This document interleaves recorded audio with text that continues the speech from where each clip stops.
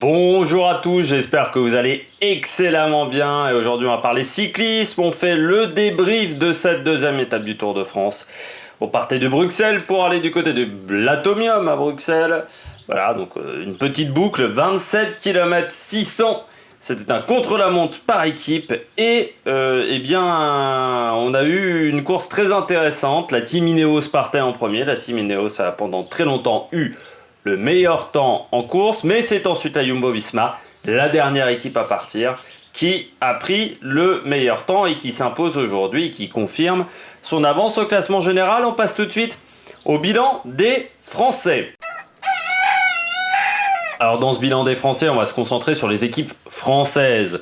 Même si pour Guillaume Martin, c'est pas une bonne nouvelle, lui qui finit à quasiment 2 minutes. Voilà, si vous voulez des informations pour l'Avanti. Pour les autres, pour les équipes françaises, eh bien, il y a du bon et il y a du moins bon. Le bon, on commence tout de suite avec Groupama FDJ qui finit à 32 secondes, mais à simplement 12 secondes de Ineos. Donc, c'est vraiment une bonne nouvelle pour la Groupama qui finit dans les mêmes temps que la CCC, que pas loin de F Education First, pas loin de la De Koninck également, qui finit devant Bahreïn, devant Astana, qui sont quand même des grosses formations, devant la Mitchelton également. Donc vraiment une bonne journée pour Thibaut Pinot, un beau contre-la-montre, ils ont vraiment très bien roulé. On sent que c'est un exercice qu'ils ont travaillé, l'apport de Stefan Kung, l'apport de la Danius également dans cet exercice, l'apport également de William Bonnet, qui était là déjà là, mais c'est vrai que Kung a vraiment fait un très gros travail dans ce contre-la-montre, et vraiment une très bonne journée. Pour la Groupama FDJ, bonne journée également pour la Cofidis qui finit, elle, à la porte 13e, la Cofidis à 53 secondes, devant des équipes World Tour, et c'est ce qu'on demande à des équipes de deuxième division, devant la Dimension Data, devant la Lotto Soudal, devant le Team Emirates, devant également la Movistar, un temps de 53 secondes de retard, donc ils sont à 33 secondes simplement de Ineos, à une vingtaine de secondes de la Groupama FDJ, donc vraiment un très gros contre-la-montre. On ne s'attendait pas à ça de la part de la Cofidis, parce que moi je les avais vus sur Tirreno Adriatico, alors c'était pas la même équipe, c'était pour Nasser Boigny, mais ça s'était pas très bien passé. Je me souviens pas quel temps ils avaient fait sur les autres contre-la-montre que j'avais vu par équipe sur la saison, parce que parfois ils étaient là, mais ils n'avaient pas fait des gros chronos. Je n'ai pas souvenir qu'ils aient fait des gros chronos. C'est beaucoup mieux que l'année dernière où vous avez été en réelle difficulté. Vous avez fini à 2 minutes 30. Donc aujourd'hui, bonne journée pour la Cofidis qui a été intelligente. Voilà, ils sont restés à vide pendant très longtemps. Et puis sur la fin de parcours, il y a Rossetto par exemple qui a lâché, mais ils ont fait lâcher 2-3 coureurs. C'est une bonne nouvelle pour leur leader, Jesus Herrada. Journée assez moyenne pour AG2R. Alors on aurait pu s'attendre à un écart plus important. L'écart est d'une 19 sur la Jumbo. Donc de 58 secondes, un peu plus de 58 secondes sur l'équipe du team Ineos. Ça fait quand même du temps de perdu. Ça fait pas loin de 40 secondes perdues quand même sur un Thibaut Pinot pour un top 5. Ça fait du temps de perdu, beaucoup de temps de perdu sur Stefan Kreuzweig. Donc journée moyenne, on s'attendait pas à des merveilles, il faut le dire, du côté d'AG2R. C'est un chrono correct, c'est ce qu'a dit Tony Galopin. Voilà, ils s'attendaient à perdre du temps, ils ont perdu du temps, ils ont perdu une minute. C'est vrai que moi je les attendais plutôt à 1,30 voire 1,45, parce que c'est vrai que quand tu vois l'effectif au départ, tu te dis il n'y en a vraiment aucun qui est bon sur le chrono. Voilà, bon, ils ont fait le maximum pour essayer de ne pas perdre trop de temps, et voilà, ils perdent une minute. Alors c'est dommage parce que voilà, c'est du temps qu'il va falloir rattraper en montagne, qu'il va falloir rattraper à la planche des belles filles, ou peut-être tenter des grosses hostilités à l'étape d'avant, l'étape de Saint-Dié-des-Vosges déjà, on peut tenter des choses. Il faudra reprendre ce temps-là. Mais c'est vrai que c'est quand même un contre-la-montre qui n'est pas si mauvais pour AG2R. Et puis je finis avec Total Direct Energy. Ils jouent. Alors on aurait pu s'attendre à mieux de la part de Total Direct Energy. Ils finissent à 1,42. Voilà. Arkea est à 1,51. Ils finissent à 4 Arkea, mais Arkea, on ne s'attendait pas à ce que ils jouent la gagne. Du côté de Direct Energy, on aurait pu s'attendre à beaucoup mieux de la part de l'équipe française. 1,42 de retard. Il y a quand même des bons coureurs contre la montre, comme Romain Sicard, comme Ryan Taramae, qui savent bien rouler sur ce type de distance. Calmejean, Tepstra, ça aurait pu aider. Un sprinter comme Bonifacio, ça aide également. Mais ouais, peut-être pas l'envie, peut-être pas l'habitude également de faire du contre-la-montre par équipe, mais ils ont perdu quand même pas mal de temps aujourd'hui. Attaque de Marlou! On passe au top et au flop, on va aller assez vite du côté des tops et des flops, hein, vous l'avez bien compris. Les tops, Jumbo, vainqueur de ce chrono.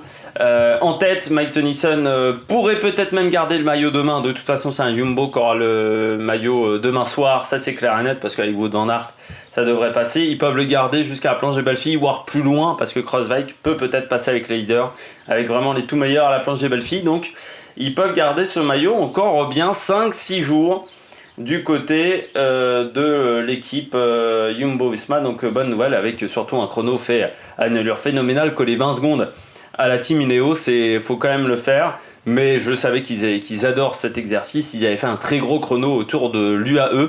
Vous avez collé 30 secondes à tout le monde. Également un gros chrono à Tirreno Adriatico. C'est une équipe qui aime cet exercice, qui a énormément travaillé sur cet exercice. Le team Ineos, parce que c'est le meilleur des autres équipes, ils sont devant De Koninck, mais ils sont surtout devant la Bahreïn.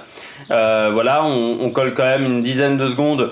16 secondes, 15 secondes à la Bahreïn Merida, 20 secondes à Astana, également à Movistar, là l'écart est un peu plus important, 45 secondes, encore plus important sur la Trek Segafredo. Donc voilà, bon contre-la-montre de la part d'Ineos, c'est bien pour Bernal, c'est bien pour Geraint Thomas. De toute façon, on ne s'attendait pas à ce qu'il fasse une mauvaise étape aujourd'hui du côté de l'équipe anglaise. On finit avec la Bahreïn, pas un mauvais chrono du côté de la Bahreïn. Moi j'avais un peu des doutes ce matin avec la Bahreïn Merida parce que c'est une équipe qui a quand même Tratnik, également Caruso. Alors certes Caruso est à la BMC, mais ce sont quand même des grimpeurs principalement, et ils ont quand même réussi à faire un bon chrono avec un sprinter Colbrelli qui je pense a apporté énormément à l'effectif. Ils finissent plutôt bien groupés en plus en haut.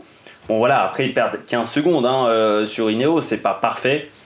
Mais bon voilà, ils finissent bien, c'est comme la Groupama, on aurait pu les attendre un peu plus loin. Et parmi les leaders, c'est celui qui s'en sort le mieux, avec également Rigoberto Urán et TJ Van Garderen qui perdent 28 secondes sur la Jumbo. Les équipes qui ont raté leur course, la Mitchelton Scott, décevant quand même un petit peu, mais une équipe qui a pas forcément la forme en ce moment, qui a pas des très bons résultats depuis le début de saison, la Mitchelton Scott, avec 41 secondes de perdu sur la Jumbo-Visma, 21 secondes donc sur Ineos, et puis surtout du temps perdu sur la Groupama, sur Bahreïn, Merida également.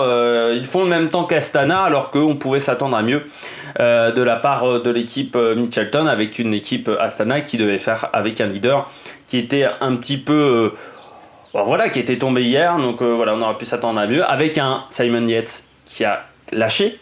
Donc Simon Yates, c'est déjà out en possibilité de leader de rechange. Même si on sait qu'il a fait le Giro, qu'il a été en difficulté sur le Giro, ça aurait pu faire un leader de rechange. Cette possibilité-là est désormais close, c'est terminé. Donc ça sera Adam Yates ou rien au niveau du général.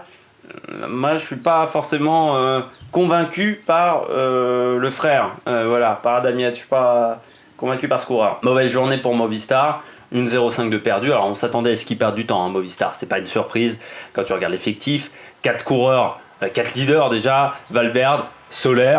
Moi je le considère comme les coureurs qui peuvent être leaders. Mais surtout Landa, Quintana. Landa et Quintana sont très mauvais sur le chrono. On l'avait vu, Landa sur le Giro. Il avait perdu du temps même sur Carapaz. Il y avait un petit peu Camador pour rouler. Parmi les bons rouleurs, c'est une équipe qui sera en forme en montagne.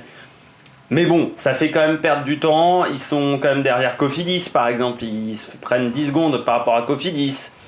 Ils perdent du temps par rapport à Dimotion Data. Ils perdent du temps par rapport à Nibali. C'est vrai qu'on aurait pu les attendre. Au niveau de Cofidis, ça aurait été bien.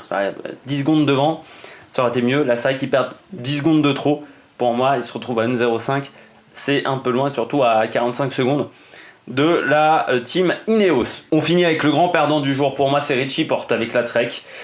Une 18 de perdu, 1 minute quasiment de perdu.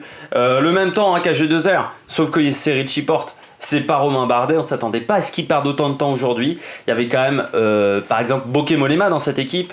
Donc voilà, c'est décevant de la part de la team Trek Segafredo, on s'attendait à beaucoup mieux, et c'est du temps qu'il va falloir rattraper dans les jours à venir. J'espère que vous avez aimé cette vidéo, nous on se retrouve demain matin pour faire l'analyse de l'étape 3, et puis on se retrouve surtout demain soir pour faire le débrief de l'étape 3, qui nous promet déjà une petite bagarre entre certains coureurs qui voudront chercher la victoire d'étape. Allez, à la prochaine sur l'Amérique Production. Ciao, ciao.